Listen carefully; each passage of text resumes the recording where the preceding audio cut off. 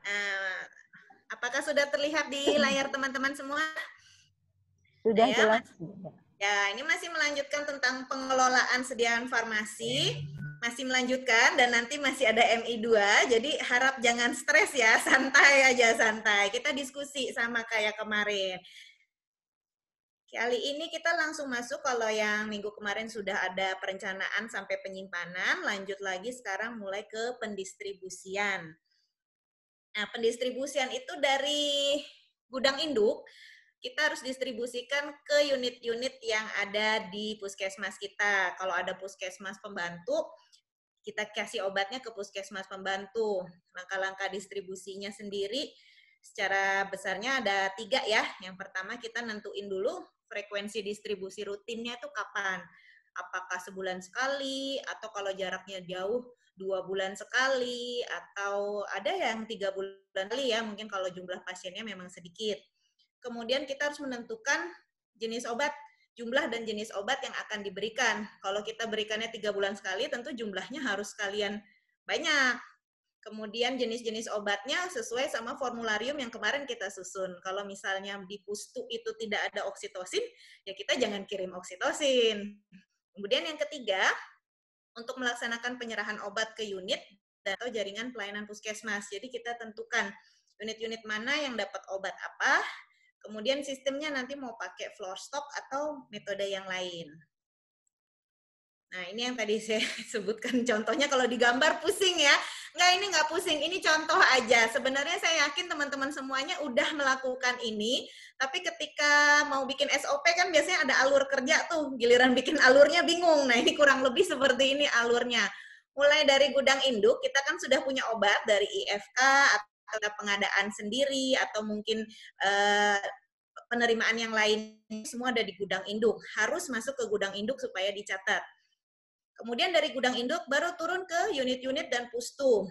Bisa dari gudang induk ini ke gudang ruang farmasi. Jadi ruang farmasi yang memang kontak ke pasien, itu mereka menerima obat dalam jumlah yang cukup, misalnya untuk 1 bulan. Lalu ada di ruang bersalin, itu kan pasti ada tindakan. Jadi pasti ada obat-obat yang memang harus ready di sana. Kemudian layanan 24 jam, kalau di tempat kami tindakannya seperti emergency room gitu ya, ruang tindakan lah kerennya. Itu juga ada obat-obat yang memang harus tersedia di troli emergensi. Nggak boleh sampai kosong, dan secara rutin tim farmasi harus memeriksa isinya. Jangan sampai ada yang habis, jangan sampai ada yang kadaluarsa. Lalu yang tadi saya sebutkan, kalau kita punya puskesmas pembantu, kalau di DKI namanya puskesmas kelurahan, itu kita harus lakukan dropping. Kalau di DKI jaraknya deket ya, jadi saya anterin obatnya. Tapi mungkin ada kebijakan lain dari kepala puskesmas, bisa aja teman-teman dari puskesmas pembantu itu yang datang menjemput obatnya. Tergantung bagaimana kebijakan internal di puskesmas kita. Kemudian kalau kita memberikan obat itu, seperti yang saya sebutkan, harus sesuai kebutuhan, sesuai permintaan mereka juga. Kalau mereka meminta berlebih, kita harus evaluasi dulu nih, ini permintaannya kelebihan kenapa? Apakah salah ketik? Kadang-kadang ada ya, teman-teman saya saking buru-burunya karena mereka seorangan wae di pustu, kerjain apa-apa tuh kurang teliti. Jadi di situ saya evaluasi, pemakaian bulan lalu berapa sih, yang sisa stoknya berapa, yang diminta berapa, itu harus kita lihat baik-baik. Jangan sampai yang kita berikan ke mereka berlebihan, nanti di pustu lain malah kekurangan. Akibatnya apa? Yang di sini nggak nerima obat, pasiennya ada yang nggak nerima obat, di pustu yang lain ada yang obatnya numpuk, bahkan sampai kadaluarsa. Itu kan sayang sekali ya. Nah, jadi kita harus sebagai petugas, sebagai apoteker di gudang induk itu beramal, mengelola angka-angka itu. Kita terjemahkan angka-angka di LPLPO setiap bulan itu menjadi suatu informasi yang punya arti yang bisa kita terjemahkan, yaitu tadi kebutuhan dan berapa yang akan kita distribusikan. Sebagai contoh untuk ruang pelayanan farmasi, ini kan untuk pasien rawat jalan ya, jadi biasanya tentunya floor stock. Obat-obat dari gudang memang udah di stok secukupnya di ruang farmasi situ, jadi petugas yang di ruang layanan farmasi nggak perlu lari-lari ke gudang bolak-balik untuk ngambil stok. Syukur alhamdulillah kalau di puskesmas biasanya udah tersedia tempat yang cukup ya, laci-laci atau rak-rak untuk meletakkan obat-obat tersebut. Lalu ada pelayanan UKP yang di luar ruang farmasi yang sifatnya memang obatnya harus standby di situ. Contohnya ada anafilaktik shock, obat-obat atau BMHP yang untuk gigi, kan nggak mungkin dokter gigi mau ngebor, bentar ya, saya minta dulu bornya ke farmasi, dia lari dulu, itu kan nggak mungkin, harus ada satu lemari, biasanya lemari kaca yang tembus pandang, jadi terlihat obat-obat giginya, BMHP giginya itu udah tersedia di situ. Kemudian untuk laboratorium tentunya ada berbagai macam regen yang nggak boleh dicampur di gudang kita, itu ada di laboratorium, udah tersedia khusus. Kemudian yang tadi saya sebutkan ada troli emergensi ya, di situ ada berbagai macam obat, misalnya mirip kayak anaphylactic shock atau juga alkes habis pakai, misalnya ada pasien datang kondisinya bleeding, mungkin ada luka sayat yang harus segera dijahit, nah itu udah ada di dalam troli emergensi tersebut. Kemudian kalau lagi COVID ini mungkin juga ada APD ya, distribusi APD itu sesuai zonanya. Kemarin ada beberapa dari angkatan sebelumnya sih cerita, kalau sekarang saya ngelola APD juga Bu, sama perlakuannya seperti obat Maalkes, jadi unit apa yang butuh APD, level berapa, itu kita distribusikan. Lalu, nah ini UKM, vaksin ini kalau di tempat saya masuknya UKM, karena dia program imunisasi. Nah kalau ini biasanya kami punya cold chain khusus, memang buat vaksin, nggak boleh dicampur dengan obat lain, apalagi sama makanan dan minuman itu jelas dilarang ya, nggak boleh. Nah itu nanti kami yang ngelola sesuai permintaan dari PJ program. Jadi sistemnya lokasi, misalnya bulan ini dia mau buka 3 posyandu di 3 RT yang berbeda, nanti dia ngasih instruksi ke saya gitu ya, mohon dikirimkan berapa file BCG, berapa file MR, berapa file polio, itu udah ada alokasinya dari PJ program, jadi farmasi tinggal menjalankan, tinggal mengirimkan vaksinnya. Kemudian ada lagi yang sistemnya UDD, Unit Dose Dispensing. Kalau di tempat saya itu hanya satu, yaitu TB-MDR atau TB-RO. Jadi pasien-pasiennya kan sudah dijadwalkan kapan, jam berapa dia datang ke puskesmas ini, ke poli TB-MDR, itu obatnya udah kita siap-siapin, udah ada nama pasiennya, obatnya apa aja, diminum jam berapa, dan dia akan minum di depan petugas TB. Kebetulan karena apotekernya nggak bisa standby terus sepanjang hari dari pagi sampai sore di poli TB, kita siapin obatnya, nanti kita serahkan ke PJ program TB ini, ada dokter, ada perawat, nanti jadi gantian untuk mengawasi minum obatnya.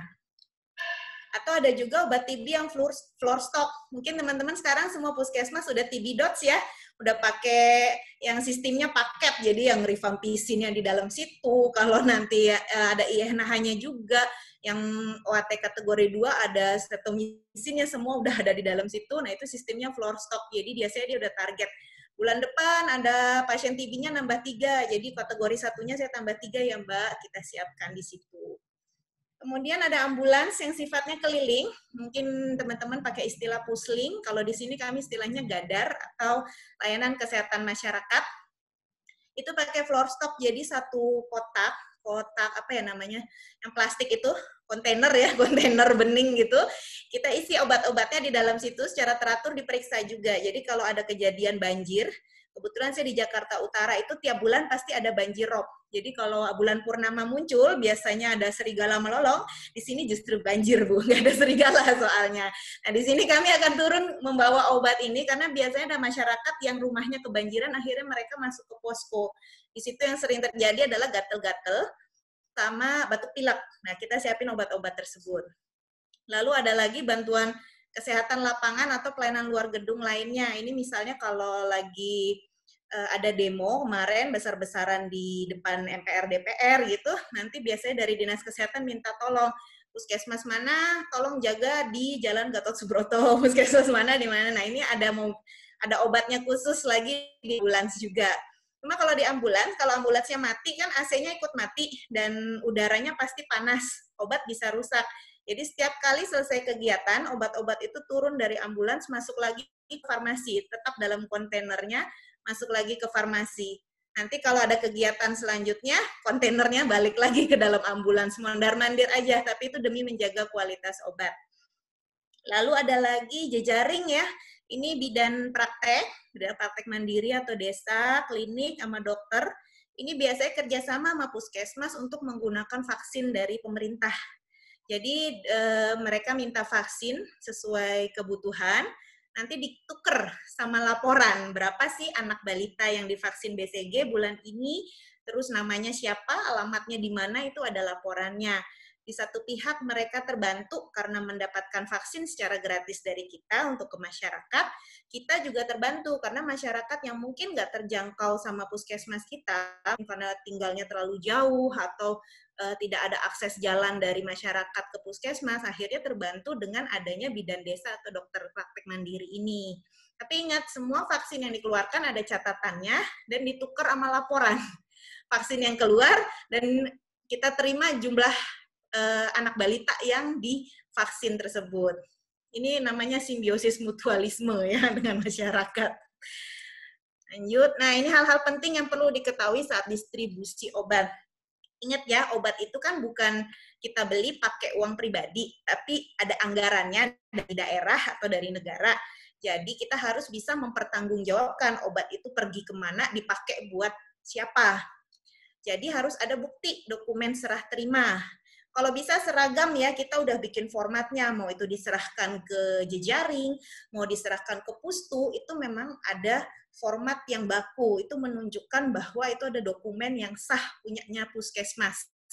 Terus harus ditandatangani oleh petugas, baik kita yang memberikan obat, maupun mereka sebagai pihak kedua yang menerima obat dari kita. Ada tanda tangan, ada nama jelas, mungkin identitas lain seperti nomor telepon, bahkan kalau di sini, kalau rumah sakit atau bidan, harus pakai stempel yang ada nomor izin prakteknya. Kedua, nah ini tentang obatnya sendiri, terutama vaksin ya, harus mencantumkan yang jelas nomor batch sama expire date. Jadi kalau sewaktu-waktu obat tersebut harus ditarik, misalnya ada perintah dari Badan POM, kayak waktu tahun ini tahun kemarin yang ranitidin harus ditarik gitu ya. Kita tahu ini obat-obatnya ada di pustu mana aja nih ranitidin yang batch nomor sekian. Kita langsung ke sana atau kita infokan dulu, tolong dikarantina obatnya, nanti diretur sisa yang ada di sana diretur ke gudang induk. Kemudian expired date juga penting. Kita bisa memantau, oh saya pernah ngasih ranitidin 5.000 tablet yang mestinya sudah habis, jangan-jangan ada sisa, kita cek ke sana, masih ada sisa nggak? Soalnya expire-nya November, kalau ternyata masih ada sisa, harus segera diganti sama ranitidin yang baru, yang lama itu dikarantina, didata, kemudian ditarik kembali ke gudang induknya puskesmas, bukan ke IFK ya. Lalu, nah khusus buat vaksin, jangan lupa suhu sama VVM. Kemarin kan kita udah bahas ya tentang VVM sama penyimpanan vaksin. Ini harus dipantau terus menggunakan si VAR tadi, kemudian di cold chain tempat nyimpannya vaksin, itu harus ada grafik suhu ruangan. Pagi kita cek suhunya memenuhi syarat nggak 2-8, sore sebelum pulang, kita cek lagi apakah suhunya benar 2-8. Ada satu kejadian yang bikin saya waktu itu sangat deg-degan ya, ketar-ketir waktu di DKI Jakarta serempak mati lampu. Genset ada, tapi hanya bertahan beberapa jam karena tindakan juga banyak. Gara-gara mati lampu itu mungkin banyak kecelakaan, banyak kriminalitas. Jadi semua alat-alat di emergency room itu menyala 24 jam. Akhirnya apa? Vaksin-vaksin saya ngalah. Listriknya dialihkan semua, yang dari genset dialihkan ke ruangan tindakan. Cold chain-nya kebetulan dalam keadaan prima, jadi bertahan waktu itu 2x24 jam. Di masa 3x24 jamnya ada SOP-nya ya, tiap cold chain beda-beda. Di hari ketiga itu langsung saya evakuasi, saya pinjem gudangnya di kesehatan. Pinjem gudangnya karena kalau udah lewat dari 3 hari vaksin saya pasti rusak. Akhirnya dipindahkan semua. Alhamdulillahnya di hari ketiga sore listriknya nyala. Akhirnya saya pindahin lagi dari dinas kesehatan balik lagi ke puskesmas saya. Mondar-mandir aja jalan-jalan vaksinnya. Nah, kalau kita distribusi, kita pastikan ketika berangkat vaksinnya dalam keadaan bagus, dan ketika diterima itu juga dalam keadaan bagus. VVM-nya harus A atau B, tidak terjadi beku atau free stack-nya masih tanda checklist. Kemudian suhu ketika pengiriman, jadi dalam full box tempat kita ngirim itu masukkan termometer yang bundar itu, termometer Muller. Kita pastikan ketika pengiriman suhunya memenuhi syarat yaitu 2-8 derajat. Nah, kemudian khusus yang obat-obat program harus ada persetujuan dari penanggung jawab program yang terkait.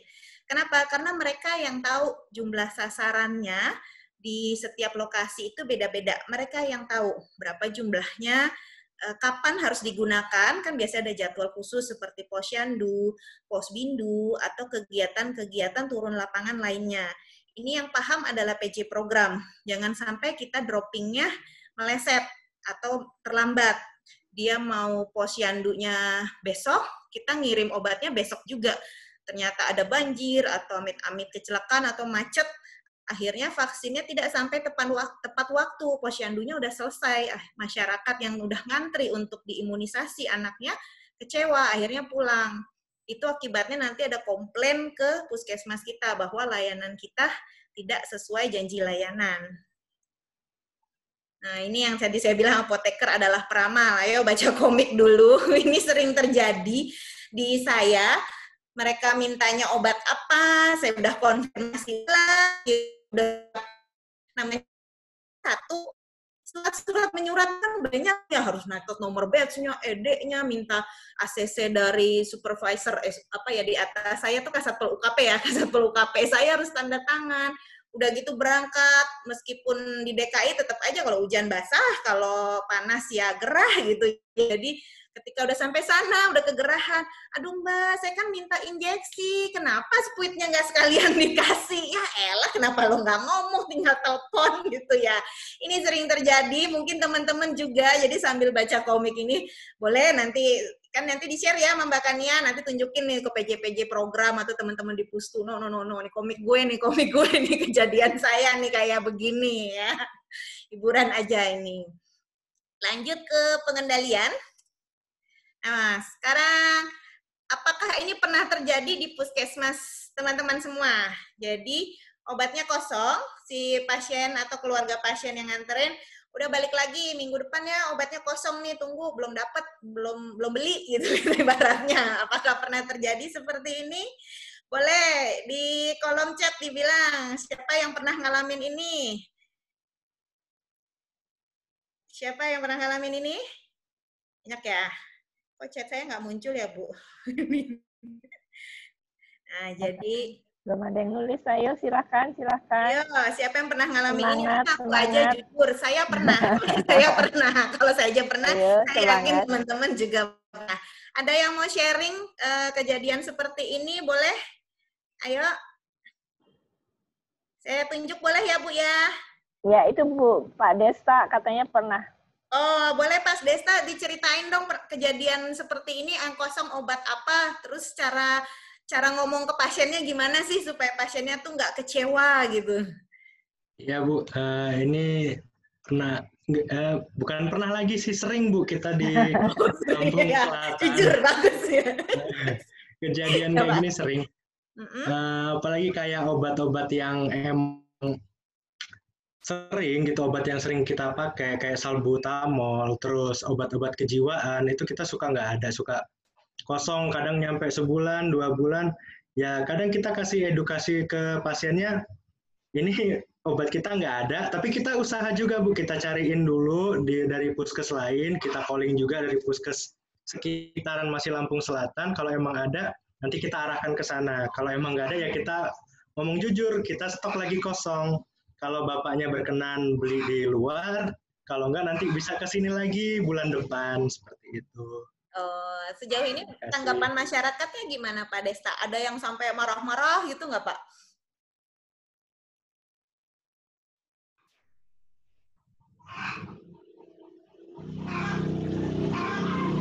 Masyarakatnya gimana Pak? Ada yang protes nggak, marah-marah gitu ke puskesmas karena obatnya kosong? Ada sih Bu yang marah-marah dulu gara-gara salep asiklovir. Gara-gara salep asiklovir kita lagi kosong, pasiennya marah-marah. Ini obat nggak ada terus, tutup aja puskesmasnya. Seperti itu. Oke, makasih ceritanya Pak Desta. Tepuk tangan dulu ya buat Pak Desta. Saya yakin cerita Pak Desta ini mewakili suara hati semua apoteker di puskesmas ya, dengan segala keterbatasan kita, harus mikir nih obat harus ada. Kita udah peramal, penyihir juga ya, tiba-tiba bim salabim obatnya ada itu. Nah, ini termasuk dalam pengendalian ya, hal-hal seperti ini. Salah satu faktornya adalah apoteker tidak melakukan pengendalian obat dengan baik. Ini salah satu faktor aja. Faktor lain bisa aja dia memang kosong dari distributornya, atau mungkin obat itu sudah tidak diproduksi tapi kita belum tahu gitu ya, atau banyak faktor lainnya. Tapi kita lihat dari sisi pengelolaannya, yang bisa kita kerjakan adalah melakukan pengendalian obat dengan baik. Jadi pengendalian di sini fungsinya memastikan tercapai sasaran sesuai strategi yang telah ditetapkan di puskesmas, supaya obatnya nggak kelebihan dan juga nggak kosong. Ya, berat ya bebannya apoteker, tapi itu justru nilai lebihnya apoteker. Cuma kita yang bisa melakukan hal ini. Nah, pengendalian sendiri ada secara garis besar ada 3 ya, pengendalian persediaan, pengendalian penggunaan, dan penanganan obat yang hilang, rusak, atau kadaluarsa. Nah, kita mulai dari yang pertama yaitu pengendalian persediaan. Ini yang tadi saya sebutkan untuk mencegah kekurangan atau kekosongan obat. Kita lihat dari jadwal, jumlah pengadaan, kita mau minta obatnya ke IFK, atau kita harus beli, itu timingnya harus pas. Kapan sih harus beli? Atau kapan sih harus minta ke IFK? Apakah ada jadwal dari IFK? Seandainya kosong di antara jadwal dari IFK, apa yang harus kita lakukan? Kemana kita harus membangun komunikasi kalau mau minta ke IFK? Itu semuanya harus terpikirkan oleh seorang apoteker. Kemudian kalau udah kepepet banget, udah kosong, nah, ini kecerdasannya kita, kelihayannya apoteker, bisa nggak sih obatnya disubstitusi? Atau seperti tadi Pak Desta, gimana sih kita komunikasikan ke pasien kalau udah mentok nih, nggak bisa disubstitusi? Pasiennya enak ya, mungkin, oke Pak, saya beli aja lah di tempat lain, nggak masalah. Kita mungkin infoin juga, harganya segini Bu kira-kira, jadi pasien bisa mempersiapkan sih, uangnya harus berapa yang beli gitu ya. Kalau mahal mungkin dia akan mikir-mikir, udah deh, saya balik aja bulan depan gitu ya.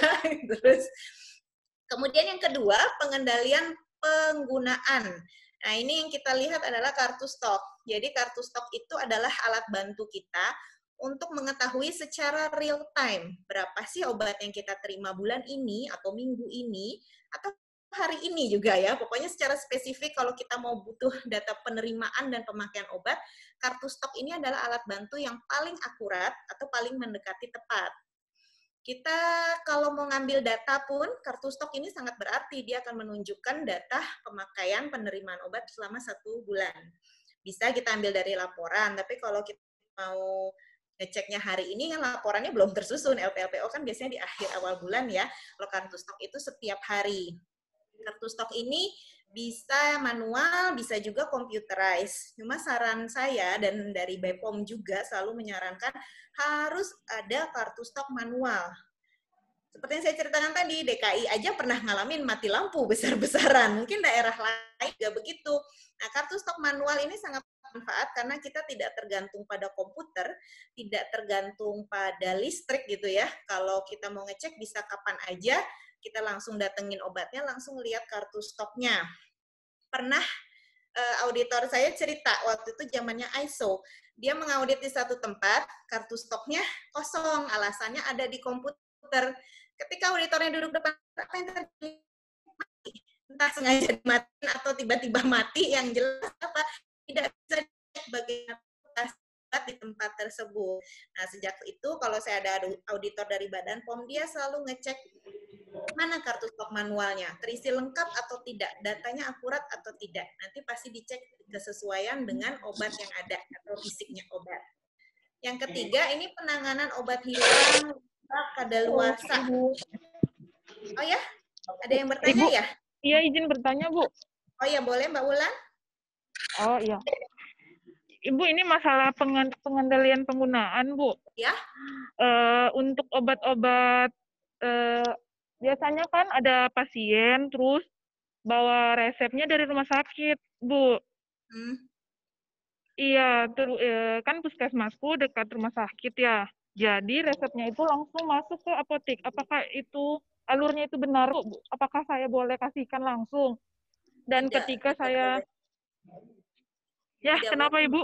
Tidak boleh, Mbak. Jadi pasien yang obat-obat yang ada di puskesmas hanya untuk pasien yang memang berobat di puskesmas kita. Jadi kalau dia mau ngambil obat di farmasi puskesmas, dia daftar dulu sebagai pasien puskesmas. Ya, kalau kita pendaftaran dulu. Iya Bu, tapi masalahnya kan saya tanya langsung ke kapusnya. Kapus itu sendiri dokter ya Bu ya. Kapusnya menyetujui, Bu. Jadi apa yang saya harus lakukan, Bu? Nah, ini dikomunikasikan dulu ke Kapuskes, ke dokter-dokter penulis resep, termasuk dokter gigi yang ada di puskesmasnya Mbak Ulan, bahwa ini harus diluruskan. Obat yang ada di puskesmas adalah untuk pasien puskesmas, kecuali obat itu memang sudah diserah terimakan ke jejaring. Jadi obatnya pindah ke bidan praktek mandiri, dokter praktek mandiri, atau mungkin rumah sakit yang bekerja sama puskesmas kita. Tapi kalau pasiennya yang datang bawa resepnya kop dari luar, itu nggak boleh, Mbak. Dia harus berobat dulu sebagai pasiennya puskesmas, punya nomor rekam medisnya. Jadi resep itu kan nggak berdiri sendiri, dia harus terhubung sama rekam medisnya si pasien. Amit-amit terjadi sesuatu, misalnya dia alergi sama obat itu, atau dia salah pakai obat, ini pernah kejadian, saya lupa di daerah mana, mestinya anti hemoroid itu ya lewat anus gitu, ternyata sama dia keminum. Udah lama sih memang kejadiannya, tapi kita mau ngelacaknya bagaimana kalau ternyata dia cuma ngambil obat aja. Kita nggak bisa lihat apakah pasien ini benar menderita penyakit tersebut, mau ngelacak dia punya riwayat alergi, itu kan adanya di rekam medis. Nah, jadi saran saya Mbak Wulan diskusikan, lalu bikin SOP yang jelas tentang layanan kompar pasien itu untuk pasien puskesmas. Iya, sama-sama. Saya lanjut ya. Iya, Bu. Berarti iya, Bu. Iya. Nanti berarti saya diskusikan lagi dengan dokter sekalian kepala puskesmas saya ya, Bu ya. Iya, nanti kalau SOP-nya udah jadi, sosialisasikan lagi sampai ke pustu juga harus tahu, harus iya, sama. Terima kasih, Bu. Iya, sama-sama Mbak Wulan. Makasih buat pertanyaannya, itu bagus banget. Jadi teman-teman yang mungkin punya pengalaman sama, lakukan seperti itu ya. Obatnya kan obat puskes gitu. Jangan sampai dipakai sama pasien yang nggak berobat di puskes. Mestinya kalau di tempat lain dia bayar kali ya. Jadi dia pikir di puskes aja deh, obatnya gratis misalnya, seperti itu. Lalu tadi sampai yang ketiga ya. Untuk obat yang hilang, rusak, kadaluarsa, untuk obat hilang ini harus ditelusur. Bisa aja kita salah ngitung. Sering terjadi udah capek, kita stok opnam berapa ratus item, terakhirnya kita salah hitung, bukan suka ya, kalau suka mah terusin aja gitu, kali aja jadian ya. Tapi kita salah ngitung gitulah intinya. Akhirnya, aduh kok obatnya hilang ya, kita telusur lagi, kalau bisa ada buku atau catatan obat-obat apa sih yang selisih, nanti kita telusur, kalau nggak ada waktu kan bisa dilanjutkan keesokan harinya. Kemudian obat yang rusak itu harus, dan kadaluarsa ya, itu harus dikarantina, jadi ada satu palet, atau mungkin satu ruangan, satu laci terkunci, khusus untuk obat yang memang sudah tidak bisa digunakan lagi.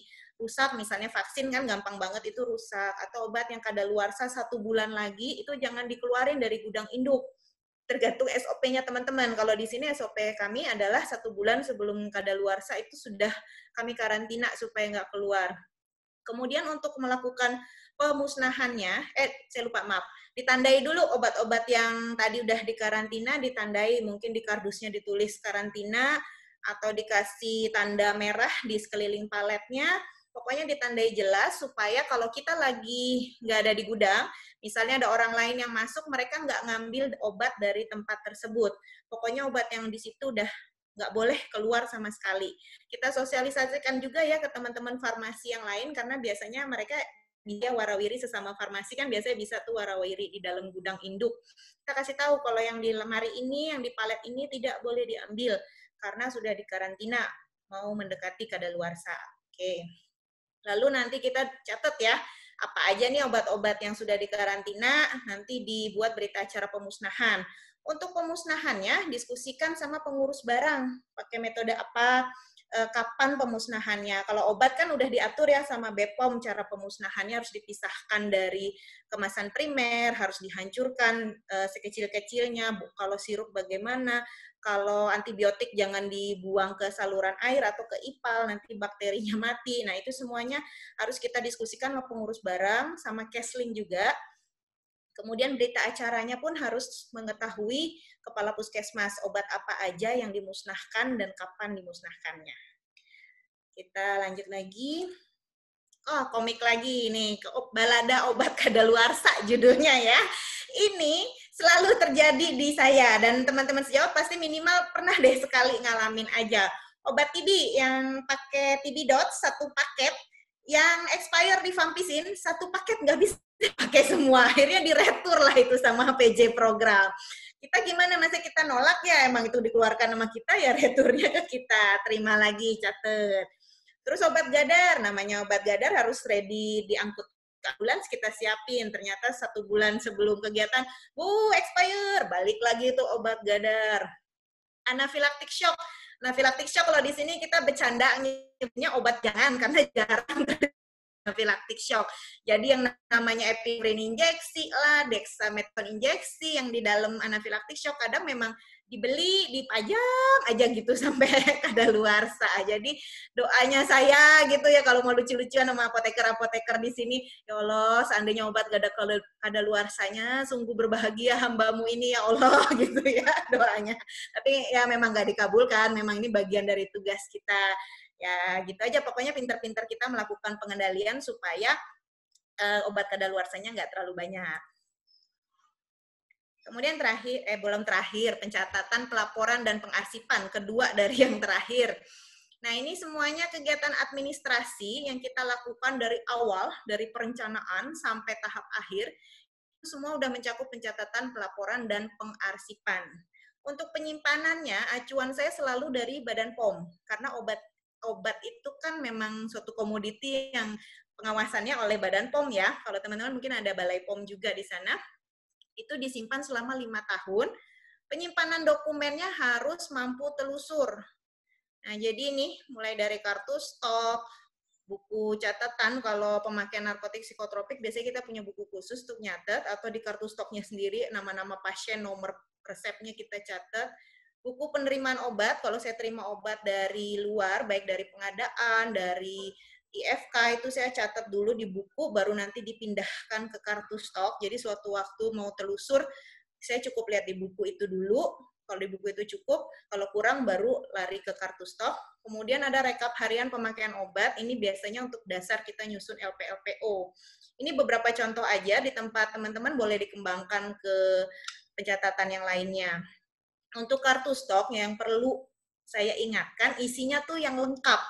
Saya aja kadang-kadang masih suka lupa gitu, jadi harus ada teman yang ngingetin. Mulai dari sumber anggarannya kita tulis, dari mana itu obatnya, bisa dari FK, kalau BLUD itu berarti beli sendiri. Kemudian nama obat sama dosisnya, kekuatannya, itu kita tulis lengkap. Misalnya di contoh ini asam folat 1 mg. Kemudian bentuknya, apakah tablet, apakah kapsul, kalau obat TB mungkin paket. Nah, itu semua tertulis di atas. Bawahnya, kolom tanggal itu jangan sampai kosong. Misalnya mentang-mentang pengambilannya 3 kali, yang ditulis paling atas tanggal 10, bawah ikutin gitu. Jangan. Isi yang selengkap mungkin. Jadi satu baris itu sudah mewakili informasi dalam sekali pengambilan obat atau sekali obat bermutasi. Jumlah yang dikeluarkan, fasilitas yang dituju atau yang akan menerima obat sejumlah itu, sisa persediaan, dan kolom asal pabriknya, nomor batch-nya, expire date-nya, itu harus diisi lengkap untuk gampang telusur. Jangan lupa paraf, karena saya namanya Rory, itu ada parafnya RRR di situ. Seandainya nanti keluar karena kadaluarsa pun saya catat. Kalau teman-teman lihat, ini coba lihat di baris yang tanggal 2 Juni. Jadi ini kan 2020 nih, 2020 nih kan ibu hamil tuh jarang datang sejak COVID, sejak pandemi. Akhirnya apa, obat saya ada yang expire. Nah, saya tulis itu keluar sebagai obat kadaluarsa. Itu semuanya tercatat di kartu stok. Jadi mau dia geser satu tablet pun harus ada catatannya di kartu stok. Kalau di gudang mungkin lebih mudah karena sifatnya keluarnya sekotak-sekotak. Kalau yang di layanan itu seru, satu strip atau gimana lah kebijakan yang ada di internal sana ya. Lalu selanjutnya untuk pelaporan pengelolaan, ini laporan yang terkait pengelolaan aja ya. Kalau laporan yang terkait klinis nanti ada di MI2 di materi setelah ini. Nah, ini beberapa laporan yang dikerjakan oleh apoteker puskesmas, yang pasti ada LP-LPO ya. Aku bergeser.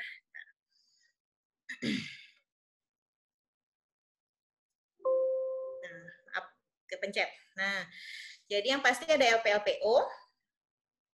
Kemudian ada laporan obat rusak kadaluarsa, ini biasanya saya bentuknya berita acara. Kalau dari unit-unit ada yang kadaluarsa, ngembalin ke gudang induk juga pakai berita acara. Kemudian ada laporan psikotropik narkotik, ini biasanya kalau kami sudah punya nomor ID, jadi kita input langsung di Sipnap. Kemudian ada laporan kepatuhan terhadap Fornas, ini bisa diminta diakreditasi, jadi kami buat sejak akre. Kemudian obat program, karena misalnya HIV itu dia punya aplikasi sendiri SIHA, terus kemudian vaksin di sini pakai SMILE, tapi memang belum semua program, baru beberapa aja, nanti ke depannya katanya sih tiap program punya aplikasi masing-masing. Ya, jadi programnya ada banyak gitu, apotekernya satu, bayangin ya kita nginput berapa itu aplikasi, itu HP saya kalau bisa meledak kali saking banyaknya aplikasi di dalam situ buat nginput. Baik, ini pasti teman-teman udah pada ngerjain semuanya, tapi kalau misalnya belum pun, kayak Sipnap itu kan harus dapat ID khusus ya. Ini biasanya dikelola sama Dinas Kesehatan setempat.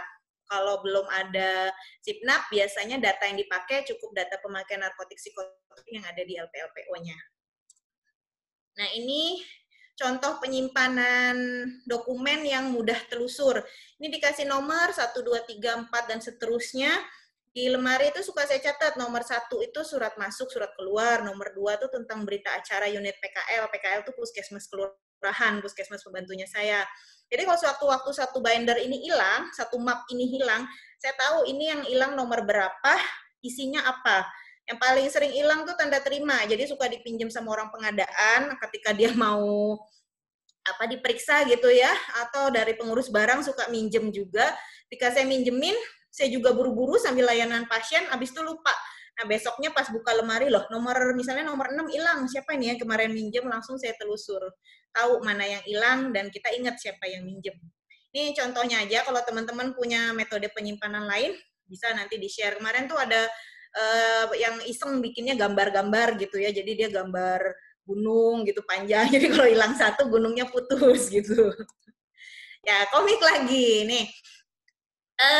Ini pengalaman pribadi semua puskesmas, semua apoteker puskesmas. Jadi kalau ngumpulin laporan, kadang saya ngiri gitu ya sama orang-orang program ngumpulin laporan selembar, 2 lembar gitu.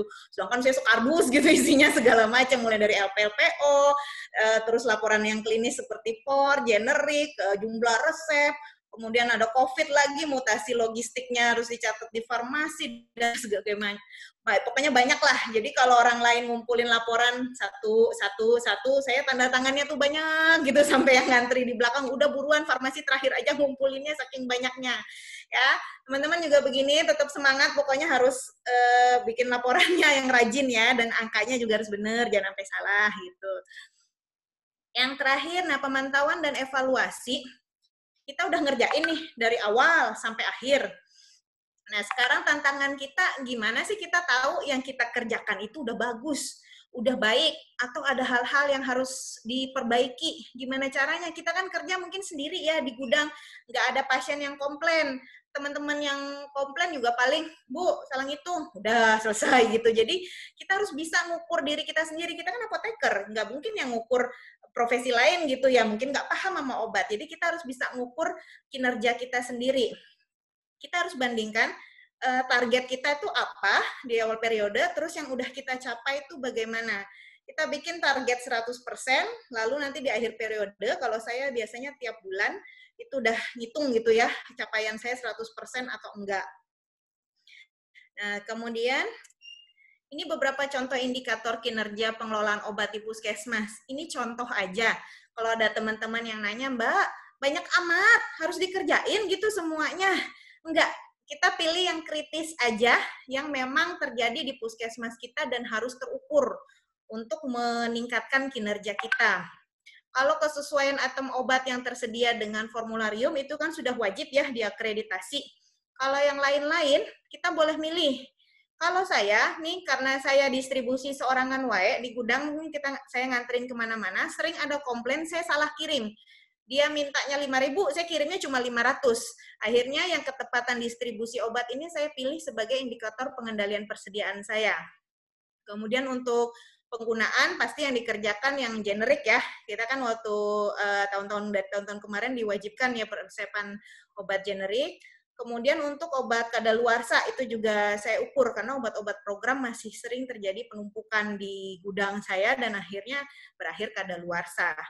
Nah, hal tentang pengukuran kinerja ini dulu literaturnya itu memang masih kurang. Sedangkan kita kalau mengerjakan apa-apa kan pasti ditanya nih kalau bikin SOP, dasar hukumnya apa, referensinya apa gitu. Nah, ini ada satu buku, saya nggak punya fotonya dan nggak bawa bukunya hari ini, nanti saya share di WA group ya. Ini bukunya bagus banget, saya bisa merekomendasikan karena udah baca sampai selesai tentang penilaian mutu pelayanan kefarmasian di puskesmas, khusus di puskesmas. Kan selama ini di rumah sakit, di puskesmas belum ada. Jadi dia merekap penelitian-penelitian atau jurnal-jurnal yang sudah pernah dilakukan oleh mahasiswa Indonesia terhadap puskesmas, karena puskesmas hanya ada di Indonesia. Kemudian dari situ dibuat beberapa indikator kinerja mutu ini.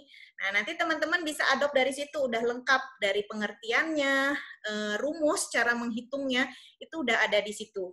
Nanti tinggal pilih mana sih yang sering terjadi di tempat kerja teman-teman, pilih indikator mana yang mau diukur, tunjukkan ke kepala puskesmas, ini indikator kinerja saya, mohon di ACC. Ya. Ini salah satu rumus aja kesesuaian obat yang tersedia dengan formularium puskesmas ya, pasti udah pada pernah ya ngerjain ini, jumlah itemnya berapa, yang nggak masuk di formularium berapa, tinggal dikurangi aja, hitung persentasenya. Nah, yang paling penting setelah kita dapat angka, mencapai target atau tidak, kita harus cari analisanya, kita analisa dulu. Kenapa sih nggak sampai target? Kita cari pokok masalahnya, itu namanya analisa. Misalnya ini, obat yang tersedia di puskesmas dengan formularium ternyata hanya 95%, sedangkan diwajibkan 100% mencapai target. Analisanya kenapa? Oh, ternyata program itu butuh obat-obat di luar formularium. Kayak di tempat saya nih, Poli Jiwa, itu dia munculnya di tengah-tengah tahun ketika formularium saya masih mengikuti formularium nasional tahun sebelumnya. Nah, dia minta tuh segala macam obat jiwa yang aneh-aneh yang nggak ada di Fornas. Akhirnya apa? Saya meleset dari perhitungan. Solusinya apa? Ini kita harus ngomong dengan penanggung jawab program, kita diskusikan. Nanti kita harus revisi formularium dan seterusnya. Solusinya nggak mesti komunikasi ya. Kalau tadi kaitannya ke kesalahan distribusi, itu kan murni kesalahan saya, nggak mungkin saya nyalahin dokter gitu ya. Nah, di situ saya pikir, oh saya nggak teliti, berarti harus ada satu orang lain, entah apoteker lain atau TTK yang cross-check pekerjaan saya sebelum saya ngirim obat ke puskesmas pembantu. Nah, seperti ini hanya apoteker nih yang bisa menganalisa lalu memberikan solusi atas permasalahan kita sendiri. Nanti beberapa bulan kemudian kita ukur lagi, jangan sampai kejadian lagi, jadi udah nggak mencapai target di bulan ini, ntar bulan depan nggak mencapai target lagi, bulan depan nggak mencapai target lagi. Nah, kita harus cari solusinya. Kalau solusi yang kemarin udah dilaksanakan tapi belum mencapai target, berarti nggak efektif, kita harus cari solusi lain. Nah, dalam hal mencari solusi inilah, kita bekerja sama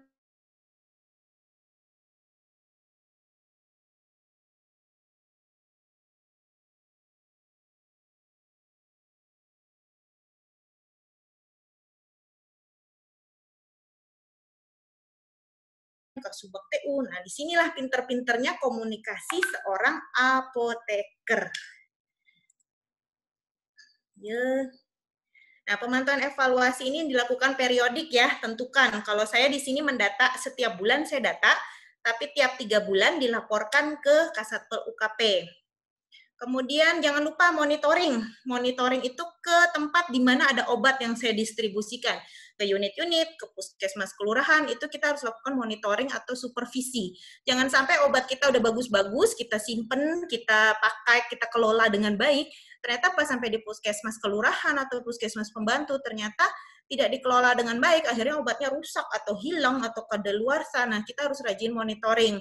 Kalau monitoring itu kita nggak bisa lakukan secara rutin, minta bantuan pihak lain. Misalnya saya minta tolong kepala puskesmas pembantu, tolong dong, saya kan cuma sebulan sekali ke sana, tolong dimonitoring mingguan, apakah ada masalah di farmasi, nanti kalau ada laporkan ke saya.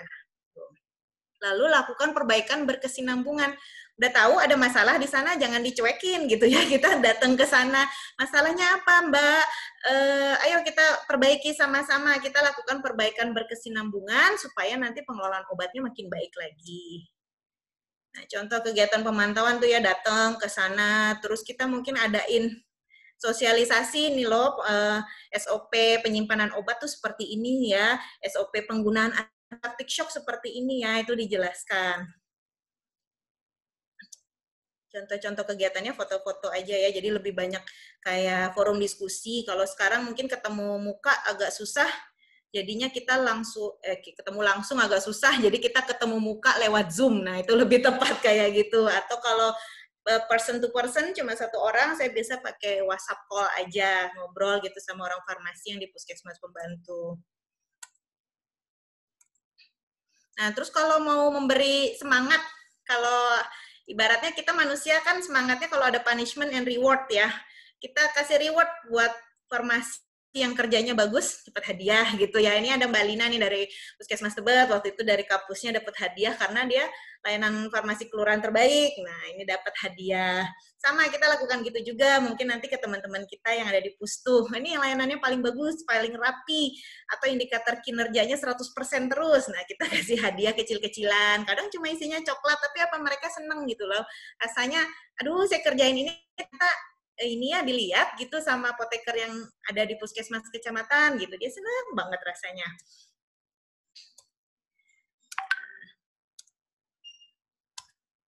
Nah, ini komik lagi. Ini Stop Opnam, ini salah satu bentuk monitoring.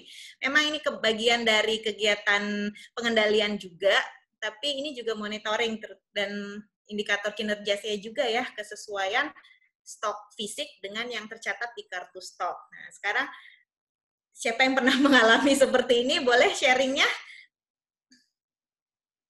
Ada yang mau sharing cerita-cerita lucu tentang stok opnamnya? Kalau orangnya sendirian gitu ya, ngitung, aduh salah mulu gitu ya, aduh ini salah lagi, ini salahnya di mana gitu ya. Ada yang mau sharing? Siapa? Siapa ini? Nggak kelihatan nih di komputer saya. Bu Heti mungkin kelihatan, Bu? Ada yang mau sharing nggak? Apa ya? Siapa ya? Boleh Bu Heti tunjuk, Bu? Ini kalau Siapa saya ya? share screen, muka-mukanya jadi kecil-kecil gitu, saya jadi nggak bisa gitu. lihat. Oke. Iya. Apa ya? Bukan Mbak Hairunisa. Mbak Hairunisa, silakan sharing. Nah, Mbak Hairunisa, tolong di-sharing dong gimana pengalamannya kalau stok opnam. Pernah nggak kejadian kayak gini, Mbak? Sering banget sih, Mbak. Oh, sering banget. Ini diem-diem wae, kalau nggak ditanya nggak jawab dia. Gimana? Cerita dulu cerita. Mbak berapa orang di sana di gudang induk? Berdua, Mbak. Oh, berdua. Terus biasanya salah ngitung obat apa, Mbak? Biasanya nggak langsung dipotong di kartu stok nih, Mbak, dicatat dulu. Nah, kalau dicatat di buku pengeluaran gudangnya, baru nanti pas pulang kerja tuh, atau sering 2 hari atau 3 hari sekali baru jadi ini. Kamu ketahuan. Baik, makasih sharingnya Mbak Khairunisa. Nah, ini teman-teman, kartu stok itu harus diisi langsung ya, real time. Kita ambil saat itu, potong saat itu.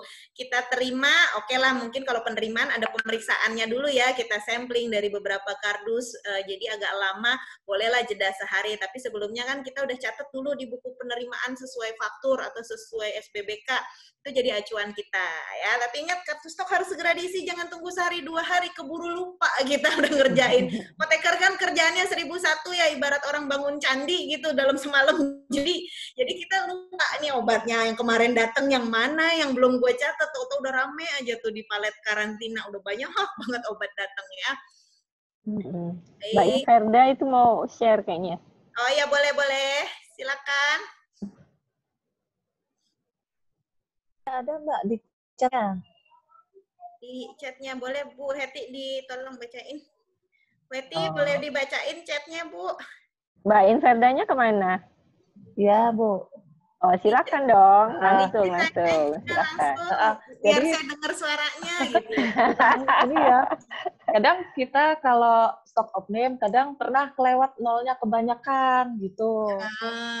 Gitu. Nah, kemudian kadang ada kelewat satu obat yang nggak tercatat di kartu stok. Jadi tapi itu nanti kan sebulan sekali cross check ini ya, aset sama LPO, di situ nanti ketahuan di mana salahnya. Pernah misalnya 1.000 ditulis 10.000 seperti itu.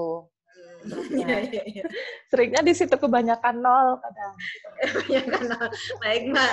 Ya, nah, kalau kayak gitu berarti emang harus teliti ya, Mbak ya. Inver. Kalau bisa waktu stok opnam, ajaklah siapa mungkin apoteker lain atau TTK-nya ya untuk bantu cross check di situ. Apotekernya satu, saya sendiri. Oh, baiklah. Single fighter, semangat ya Mbak Inver ya. Nah, nanti ajak TTK-nya sambil dia belajar juga yang benar tuh stok opnamnya seperti apa sih. Jadi kalau sewaktu-waktu Mbak Inverda berhalangan hadir itu ya, TTK ini bisa bantu gitu. Ya, ada sih TTK yang membantu 1 orang sama saya, tapi nanti waktu cross-nya kebanyakan saya ngeceknya di waktu aset itu. Waktu pelaporan aset sama LPO baru kelihatan nanti selisihnya di mana. Nah, itulah fungsi dari kartu stok opnam, kemudian LPO atau laporan lainnya itu juga sebagai monitoring kita sendiri ya Mbak ya. Sudah rasa kan pentingnya mengerjakan itu dengan baik dan benar, itu monitoring kita. Baik. Iya, terima kasih buat sharingnya Mbak Inverda ya. Oke, lanjut. Nah, ini ada beberapa contoh kasus gitu ya yang direkap sama tim MI1. Mulai, nah ini tentang obat ED, ada kasus 2 juga. Nah, dari 2 kasus ini saya ingin dengar komentar dari teman-teman.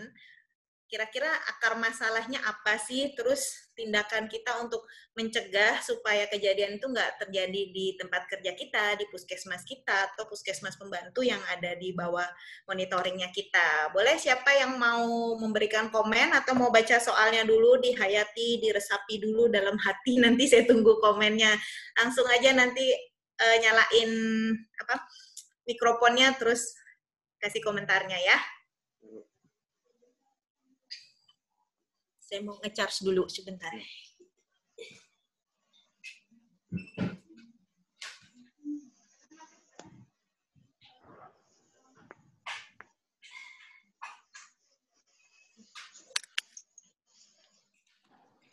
Baik, ada teman-teman yang mau memberikan komentar tentang akar masalah dari kasus-kasus ini?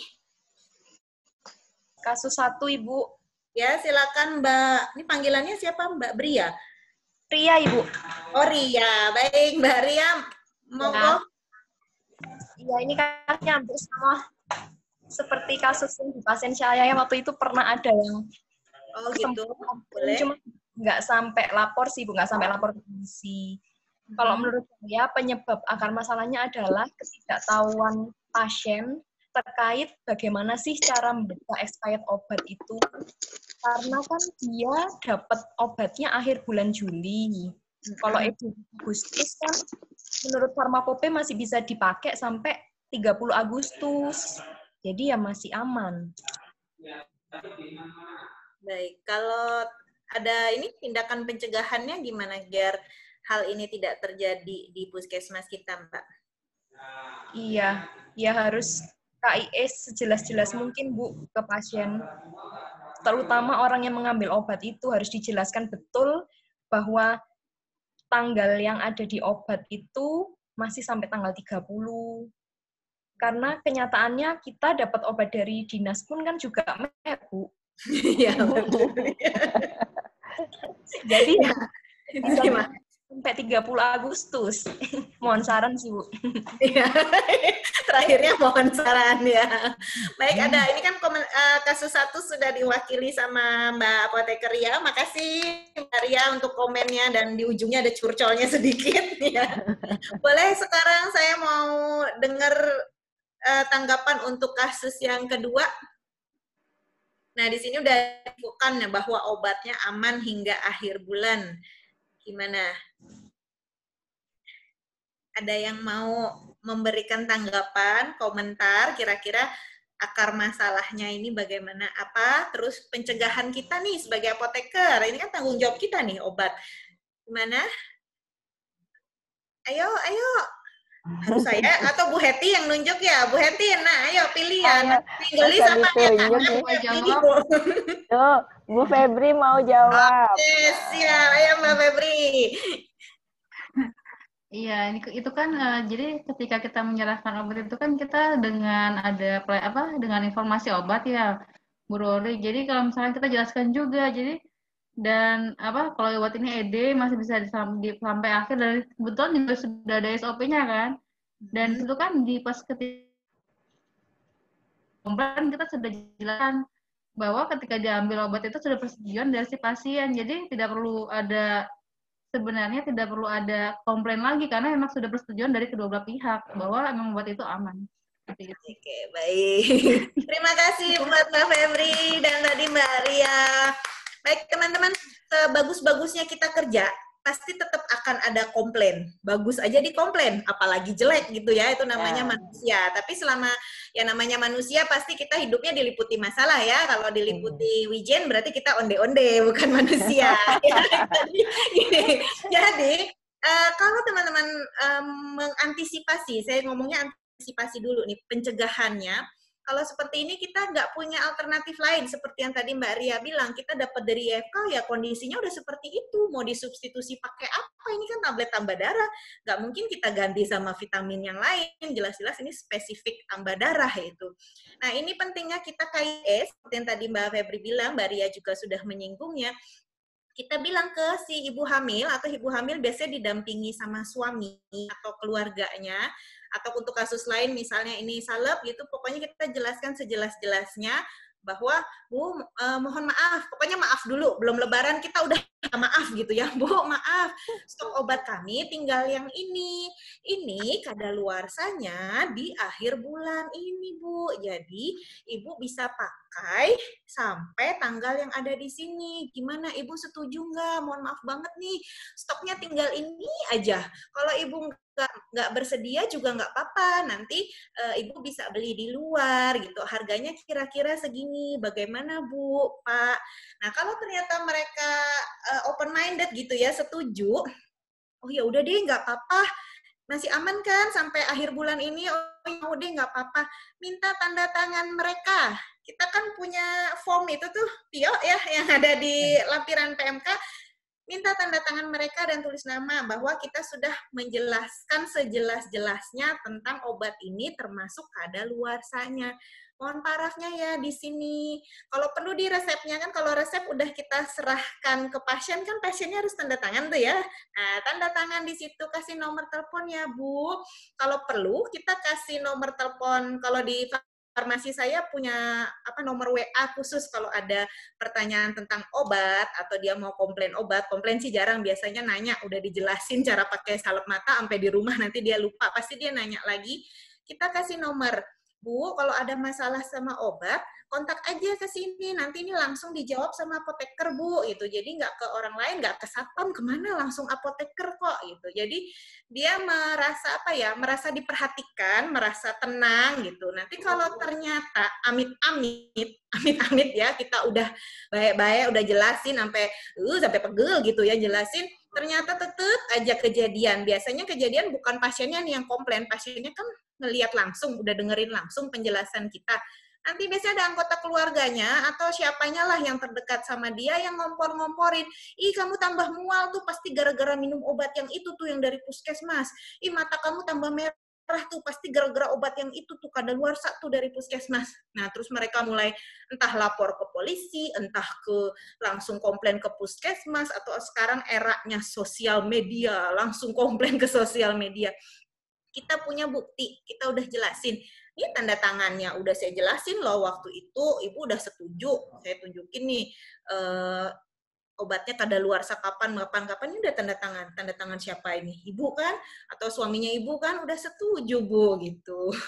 Tapi kalau udah dilakukan seperti itu, ada juga solusi kedua, tapi ini hanya bisa dilakukan kalau memang obat kita banyak, ada cadangan. Kalau kami di sini karena kami BLUD ya, bisa beli obat sendiri, pengadaan sendiri, biasanya kalau yang udah menjelang expire 1 bulan sebelumnya sudah ditarik.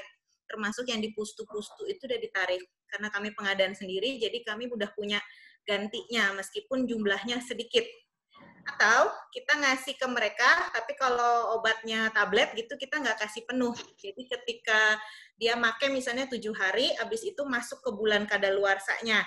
Misalnya yang di kasus 1 itu kadaluarsanya kan Agustus 2020. Dia datang di akhir-akhir Juli lah, 7 hari belum Agustus. Kita kasih 7 tablet aja. Bu maaf ya, belum obatnya soalnya expire-nya Agustus. Jadi saya cuma bisa kasih 7 tablet gitu misalnya.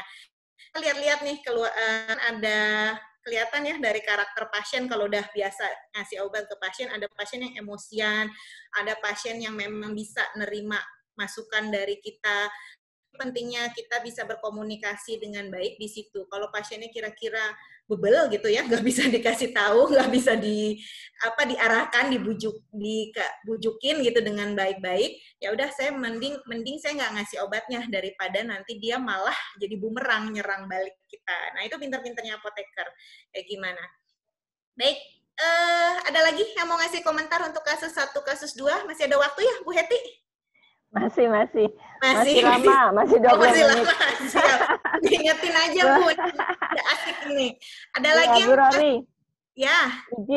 Izin Bu Rory, mumpung pas lagi baca kasusnya ini kemarin banget nih hari Jumat di Kota Tangerang di demo di dinas karena gara-gara ini ada pasien yang kadaluarsanya akhir November seperti itu ya, dan kebetulan memang suaminya wartawan, jadi rame itu kemarin. Nah itu jadi seperti itulah, jadi benar-benar bagaimana kita menginformasikannya harus jelas. Gitu. Ya, betul.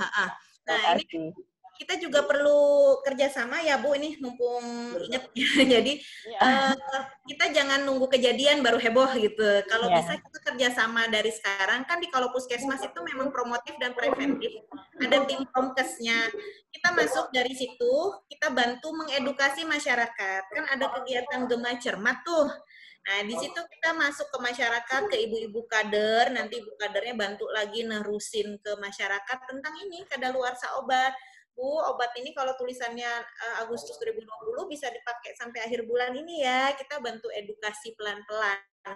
Nah, terus merangkul juga LSM, terus pihak-pihak eksternal, media massa, itu ada perlunya kita memang bisa bekerja sama dengan mereka ya, mungkin sulit karena mereka bukan jejaring kita gitu, tapi kalau misalnya ada kenalan atau apa itu akan lebih enak lagi untuk ngobrolnya, karena biasanya kalau udah masuk ke media sosial, ke wartawan, ke LSM, itu beritanya udah di blow up dengan dikasih bumbu-bumbu supaya kesannya tuh heboh gitu, kesannya si pasien tuh menderita banget gitu, dan kesalahan pasti akan ditimpakan ke puskesmas, dan nanti mereka mengadakan apa tadi Bu, demo atau nanti ditaruh di sosial media terus komen-komen negatif bermunculan, itu beritanya digoreng gitu loh kalau istilahnya digoreng. Nah ini kita masuk dari Gema Cermat, nanti ada di MI 3 ya, itu tentang pemberdayaan masyarakat. Kita bantu mencerdaskan masyarakat tentang menggunakan obat, salah satunya ini tentang mengenali obat kadaluarsa, obat tuh kapan sih boleh digunakan terakhir kali. Nah, itu melalui Gema Cermat itu ya. Boleh ada lagi yang mau komentar? Mau sharing aja nggak apa-apa, sharing cerita mungkin mirip-mirip kayak kasus ini atau mungkin kasus lain. Boleh Mbak Reswita ya? Iya. Ya, silakan Bu Reswita, mangga waktunya silakan. Ya, ini menarik ya sebenarnya masalah kadaluarsa ya. Apalagi semenjak ada kasus dulu yang vitamin B6 ya kalau nggak salah. Kalau di kami itu untuk kasus seperti ini memang saya jadi lebih rajin turun ya. Biasanya ke posyandu saya penyuluhan tentang obat kadaluarsa. Kalau di farmasi sendiri di ruang penyerahan obat biasanya ketika ada obat yang misalnya expire November 2020, obat itu boleh dikasih serahkan kepada pasien. Sebelum diserahkan, kami sedikit menjelaskan dulu arti dari obat kadaluarsa itu apa gitu. Jadi si pasien diberi pemahaman yang kadaluarsa itu apabila sudah melebihi dari tanggal kadaluarsa itu boleh dia nyatakan tidak aman. Sebenarnya bukan nggak aman juga sih sebenarnya kan kualitas dari efektivitas obatnya yang menurun kan sekian persen. Sebenarnya sih bukan disebut tidak aman juga.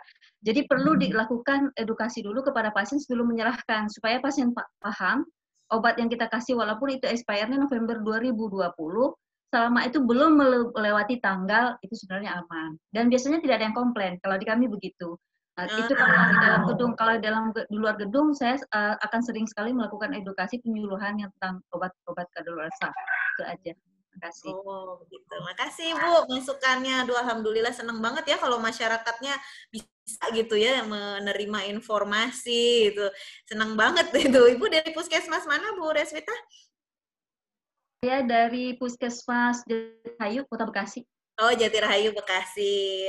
Ya, makasih Bu Reswita. Sama-sama, Mbak Nuri. Nih, aplaus dulu dong buat Bu Reswita. Ini jauh sebelum terjadi kejadian, beliau udah antisipasi dulu ini. Perlu kita tiru semangatnya. Jadi emang apoteker tuh harus cerewet, harus namanya KIE ya, kita harus bawel gitu lah. Kadang pasien dibawelin aja nggak ngeh, apalagi kita diem aja, dia nggak akan paham tentang obat itu.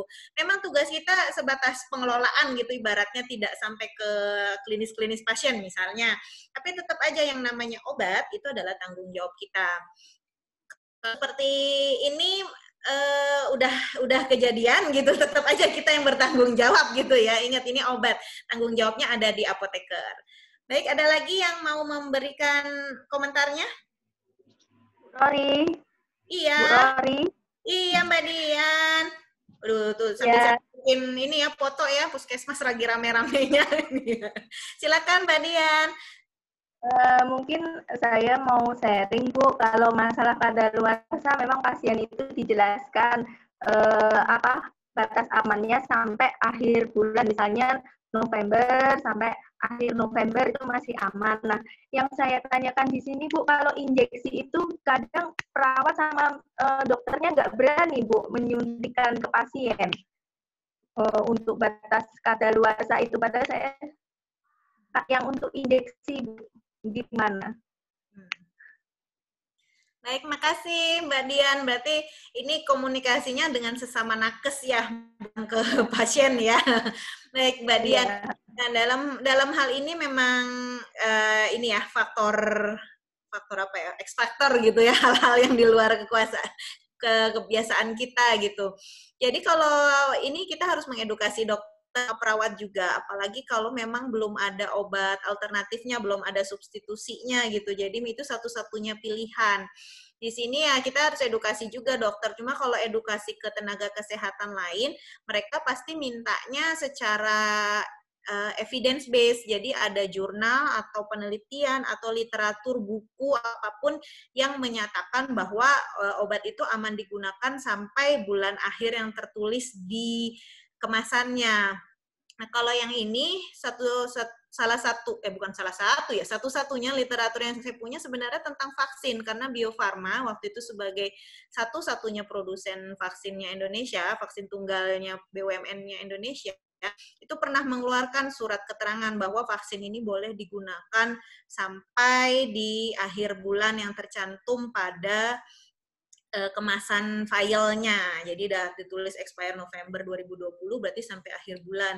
Kecuali tertulis tanggal, berarti hanya sampai di tanggal itu. Nah, jadi ini ya kalau mau menunjukkan seperti itu, kita harus menggali lagi nih literaturnya apa sih, dasarnya apa sih. Mungkin nanti kita kerjasama ya teman-teman, kalau misalnya ada yang dapat literatur, langsung di-share ke teman-temannya yang lain. Jadi kita bisa saling gunakan. Apalagi ini injeksi biasanya kan nggak ada substitusi ya, obatnya itu-itu aja. Apalagi di puskesmas ya terbatas memang item-item obatnya gitu, nggak bisa. Jadi ya kita harus komunikasikan ini masih bisa dipakai sampai akhir bulan, masih tidak ada perubahan warna. Kalau obat-obat tertentu misalnya apa ya dulu yang pernah saya pakai tapi udah nggak pernah pakai lagi, ranitidin. Dulu pernah ada ranitidin injeksi sedikit karena banyak kasus. Ternyata berubah warna, kuning, cepet banget jadi kuning. Nah, itu sebelum expire date ini udah saya tarik, meskipun menurut brosurnya masih bisa digunakan, tapi saya nggak berani ambil resiko waktu itu, apalagi muncul isu ranitidin nggak boleh dipakai, jadi saya tarik aja sekalian injeksinya itu semuanya. Ya itu ya saran saya begitu. Atau mungkin ada teman-teman lain yang mau menanggapi pertanyaan apa pernyataan ya tadi dari Mbak Dian. Ayo mangga silakan. Mungkin ada sama di tempatnya ada dokter gitu yang nggak mau pakai injeksi ini karena sudah masuk bulan kadaluarsanya. Ada?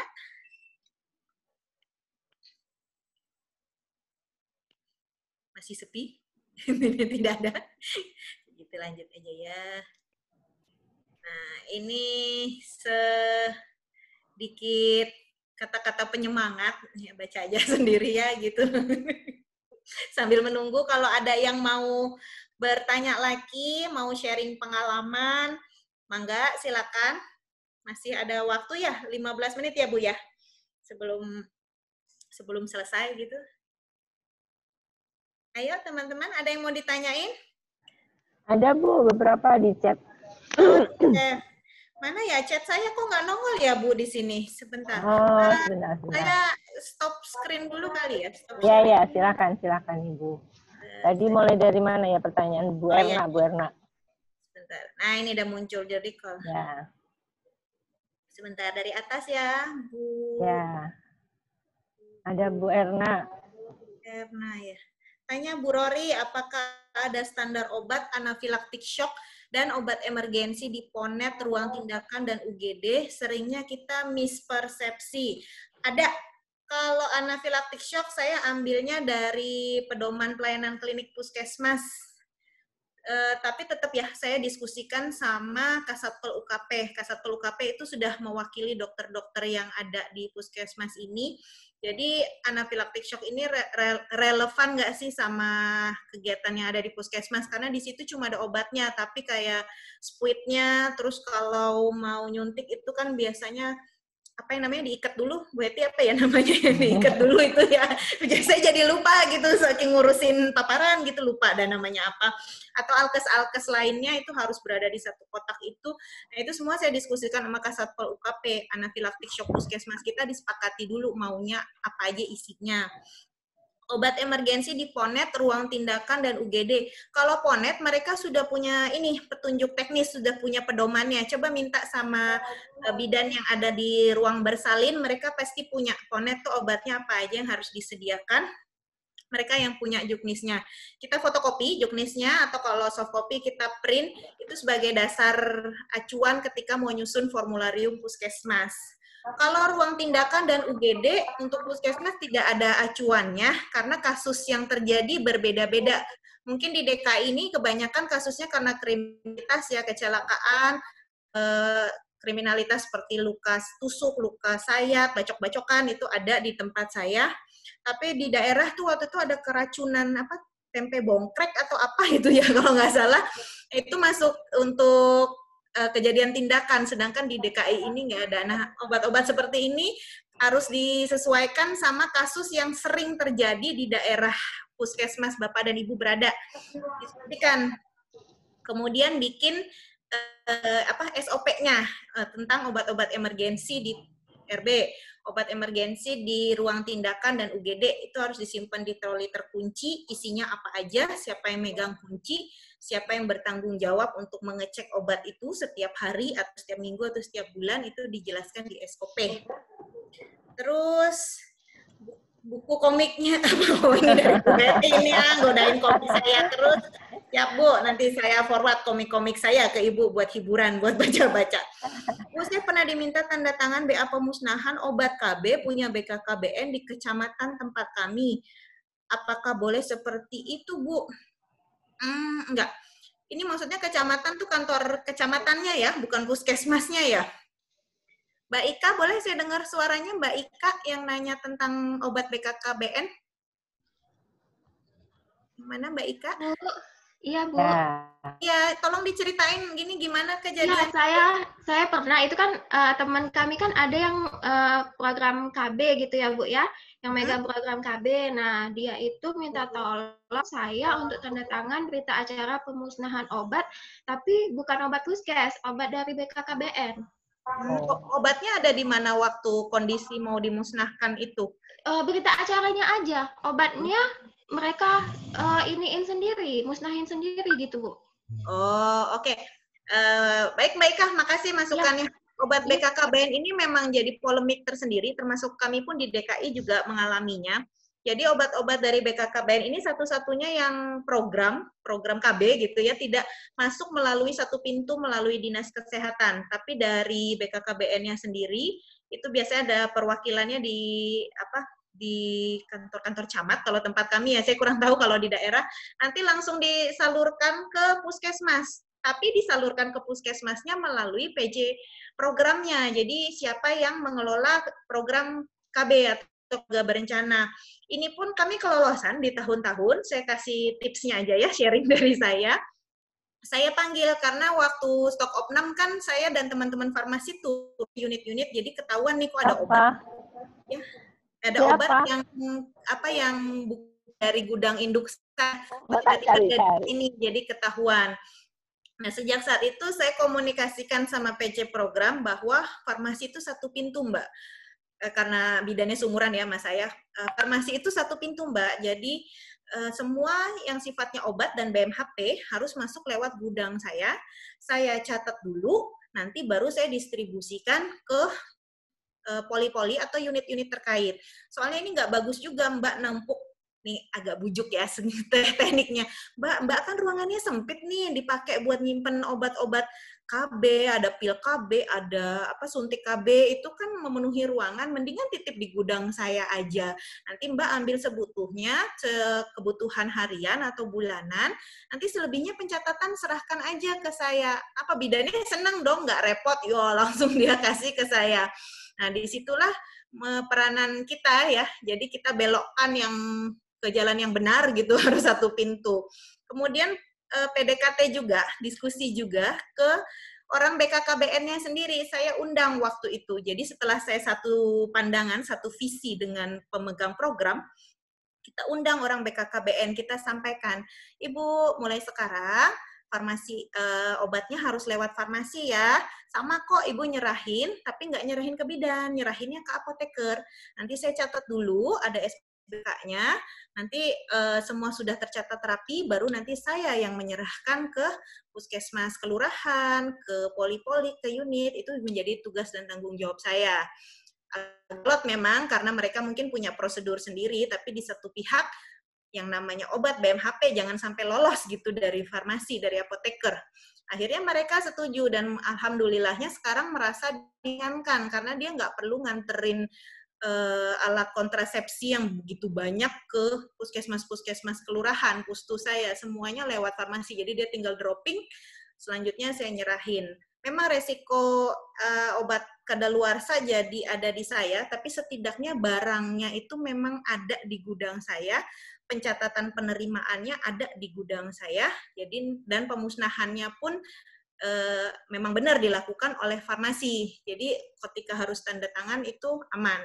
Kalau tadi kasusnya Mbak Ika, kalau dia cuma numpang musnahin terus Mbak yang tanda tangan, padahal sebelumnya tidak ada catatan apa-apa, Mbak tidak pernah menerima, Mbak tidak pernah melaporkan, tidak ada nilai, tidak tahu gitu nilai rupiahnya, tidak ada bukti catatan apa-apa, jangan mau tanda tangan. Kalau farmasi itu kan ada rangkaian kerjanya, mulai dari penerimaan sampai yang akhir nih, sampai monitoring evaluasi. Itu harus dilakukannya untuk semua obat, semua sediaan obat, sediaan farmasi, dan BMHP.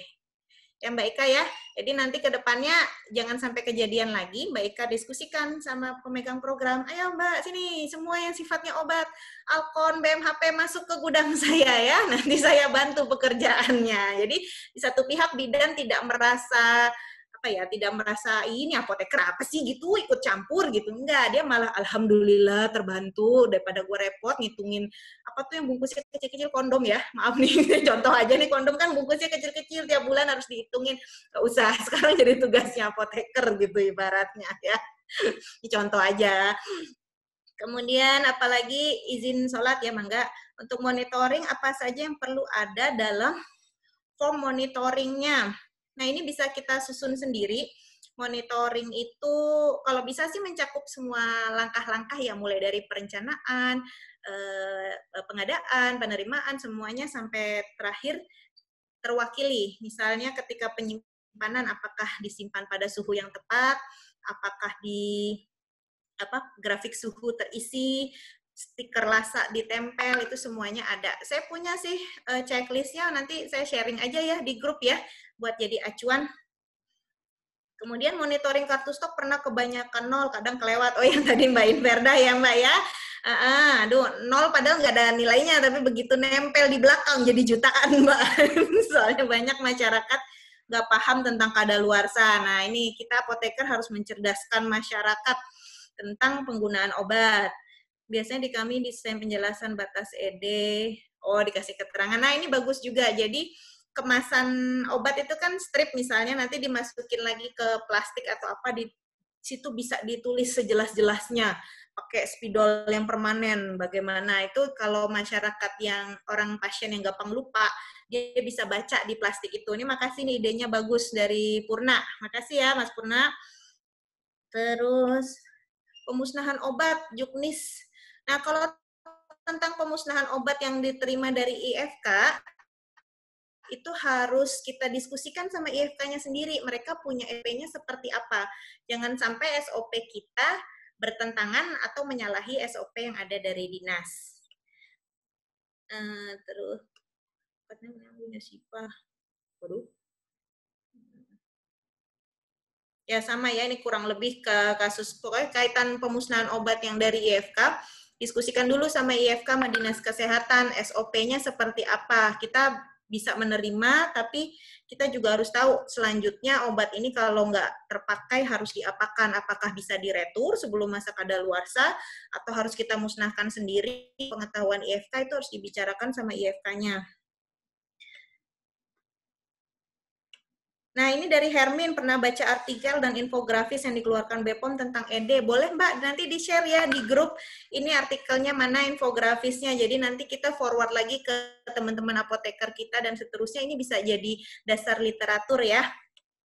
Mohon izin ke belakang, ya silakan diizinkan gitu ya. Saya jadi baca semuanya. Ada yang terlewat nggak Bu pertanyaan dari teman-teman nih?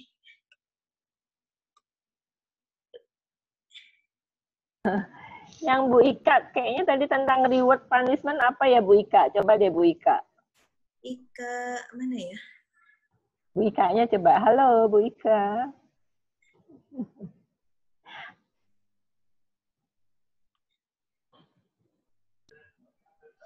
Ada Bu Ika? Bu Ika mana ya?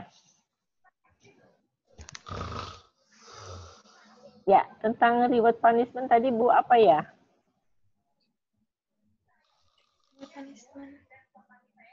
Di chat room tadi ada?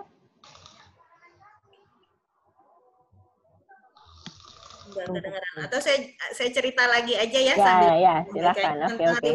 Tadi mungkin contohnya saya lebih banyak ngasih tentang reward ya, kita memberikan hadiah atau penghargaan gitu kepada teman-teman yang mengelola obatnya baik. Sekarang tentang punishment-nya sendiri, itu secara pribadi sering saya kasih teguran kecil-kecilan gitu ya kalau ada yang salah dalam mengelola obat. Dalam hal ini kan saya punya puskesmas pembantu, puskesmas kelurahan, kalau emang dia salah ya saya kasih teguran, ada form monitoring, berarti di situ saya catat.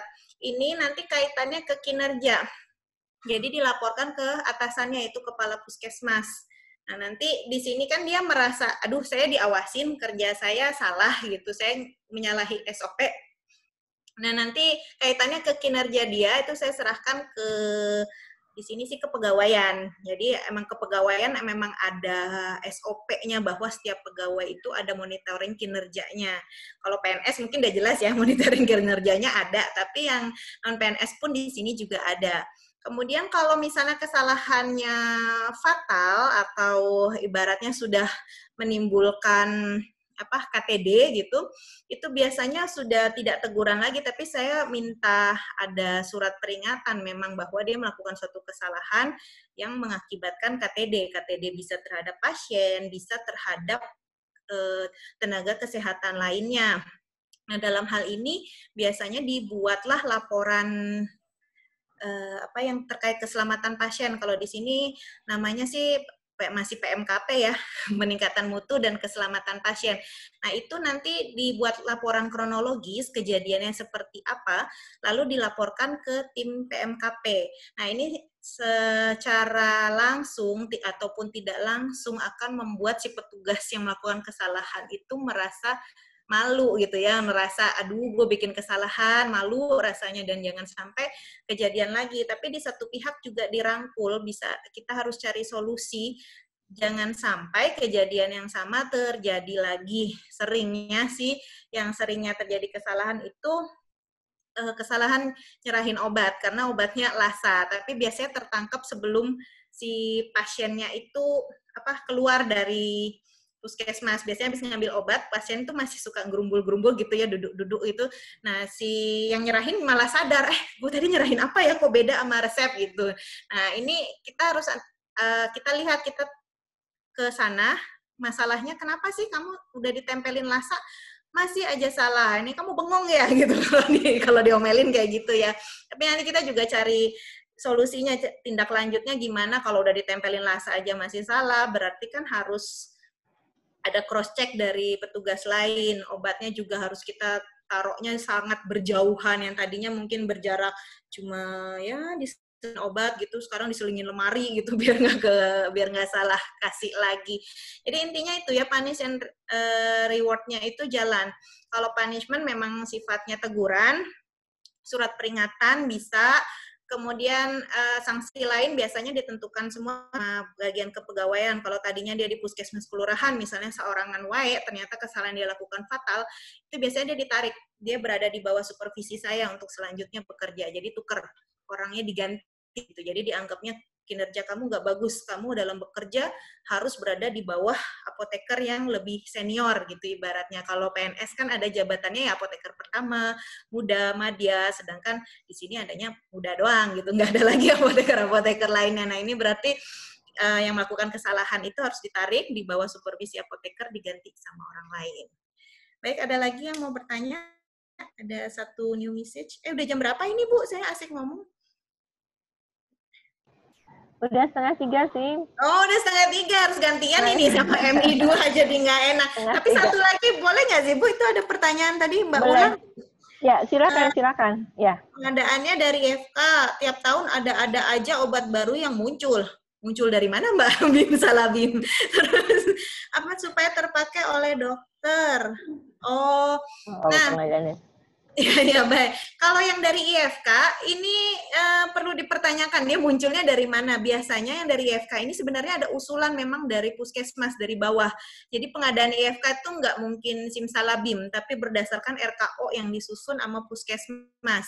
Bisa aja ini program, bisa aja program. Di sini Mbak Ulan nggak nyebutin ya obat apa, nanti kita lanjut aja di chat. Kalau terkait program, ini berarti PJ programnya yang harus kita deketin. Obatnya dipakai, obatnya dipakai. Ingetin terus setiap hari, sehari 3 kali ingetin. Terus, Ibu bagaimana bila kesalahan dari penulis resep? Resep Ibu A ditulis di resep Ibu B. Ketahuan saat kita menyerahkan obat, termasuk KNC, termasuk. Bikin laporannya, bahwa ini termasuk KNC. Kenapa kita harus bikin laporannya? Supaya si dokter, kalau nulis resep pasti dokter ya, biar si dokter itu sadar dia tuh salah, dan di satu pihak kita nunjukin nih peranannya farmasi nih, gue selamatin tuh pasien lo dari salah obat gitu ya ibaratnya ya kalau ngomong gitu ya. Jadi nih kita buktikan, bikin laporan KNC serapi-rapinya, kronologisnya, pasien ini ditulisnya nama pasien ini, obatnya tertukar oleh dokter atas nama siapa, bla bla bla. Tapi nanti kita komunikasikan ke tim PMKP, terjadi gini, gimana nih solusinya biar nggak terjadi lagi. Jadi nanti dokter yang salah nulis resep itu biasanya diedukasi ulang. Dan untuk selanjutnya ketika bekerja mungkin dalam seminggu atau 2 atau sebulan dia harus disupervisi sama dokter lain yang lebih senior. Baik, dari saya mungkin itu. Oke. Cukup dulu ya. Bener nih Bu, ini Bu. Bener nih, cukup Bu. Gimana? Sudah cukup nih Bu, bener nih. Kalau udah pamungkas, saya mau ngeluarin satu slide terakhir, memberikan semangat nih buat teman-teman apoteker puskesmas yang hebat semuanya.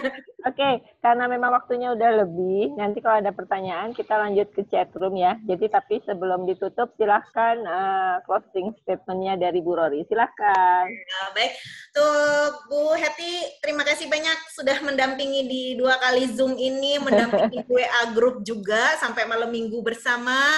Buat Mbak Kania yang udah sabar banget menuntun di CLC. Kayaknya nggak tidur nih Mbak Kania nih. Dan buat semua teman-teman apoteker hebatku di angkatan 12, jangan pernah menyerah, tetap semangat. Mengelola obat itu memang nggak gampang, tapi memang hanya apoteker yang bisa mengerjakannya. Jangan sampai profesi kita tergantikan oleh profesi lain hanya karena kita ngerjainnya nggak maksimal. Ingat ya, semua yang kita kerjakan itu pasti akan kembali ke diri kita lagi. Pokoknya semuanya harus tetap semangat. Kita doakan juga semoga pandemi berlalu. Suatu saat nanti kita akan cerita tentang hari ini ya Bu ya, Bu Eti ya. Baik, sekian dari saya. Ini komik terakhir. Ini tim MI 1 ya, tim materi inti 1, mulai dari Bu Dina, Mas Pandu, Mbak Lina, Mas Andi, sama saya sendiri terwakili di komik ini. Gitu. Nanti kalau kata Bu Heti komiknya suruh bikin buku, oke siap Bu ya, Ibu yang terbitin ya Bu, saya kirim. Ya teman-teman, jangan sampai putus silaturahmi ya. Kalau WA group masih tetap ada. Kalau mau nanya-nanya boleh, menanya penugasan juga nanti insya Allah akan saya koreksi semuanya ya. Terima kasih banyak Betty, terima kasih banyak teman-teman. Mohon maaf kalau ada salah-salah kata, salah-salah slide, salah-salah ngomong, lengkapnya semuanya. Mohon maaf lahir dan batin. Terima kasih. Wassalamualaikum warahmatullahi wabarakatuh. Waalaikumsalam warahmatullahi wabarakatuh. Luar biasa Bu Rory. Ya, baik ya, luar biasa sekali. Kita berikan applause dong yang biasa buat Bu Rory. Silakan ya, reaksinya boleh, tepuknya. Tepuk salut dong ya. Tepuk salut. Salut, salut. Salut, salut. Salut. Oke, luar biasa. Terima kasih. Di sini hujan terus nih. Materi inti 1 sudah selesai untuk tatap muka ya, tapi masih berlanjut di WhatsApp group dan penugasan-penugasan yang belum selesai silahkan diselesaikan. Terima kasih sekali lagi Bu Rory buat teman-teman semua. Tapi untuk materi MI 2 kita Mbak Kanya kan mulainya jam 3:04 ya. Ya Bu. Boleh istirahat dulu. Ya, boleh istirahat dulu. Kita boleh lift dulu, nanti masuk lagi jam 3:04 yang mau sholat, kalau yang waktu sholat dan sebagainya, atau mau istirahat snack dulu sambil peregangan, silahkan. Baik, sekali lagi terima kasih Bu Rory, terima kasih teman-teman semua, Mbak Kania, selamat istirahat dulu. Assalamualaikum warahmatullahi wabarakatuh. Luar biasa ini.